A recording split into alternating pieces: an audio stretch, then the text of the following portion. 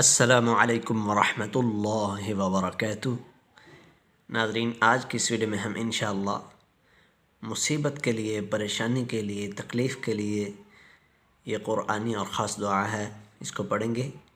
اگر کبھی کسی مصیبت، بلا، خوف، امر کے پیش آنے کا اندیشہ ہو یا کسی بہت بڑی مصیبت میں گرفتار ہو جائے، پھنس جائے، تو کثرت سے اس کا ورد جاری رکھیں تو انشاءاللہ جلد ہی آپ اس پریشانی، مصیبت اور تکلیف سے نجات پائیں گے۔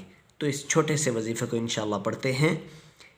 بسم اللہ الرحمن الرحیم۔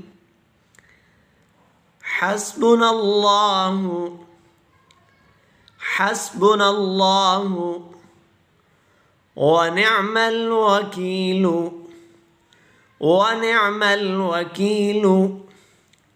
حسبنا اللہ ونعم الوکیل۔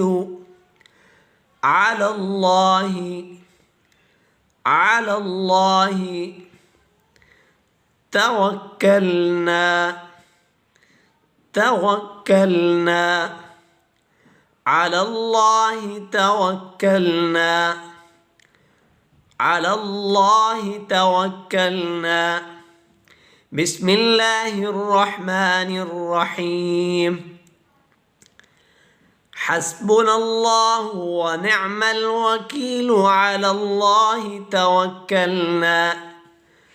حسبنا اللہ ونعم الوکیل علی اللہ توکلنا۔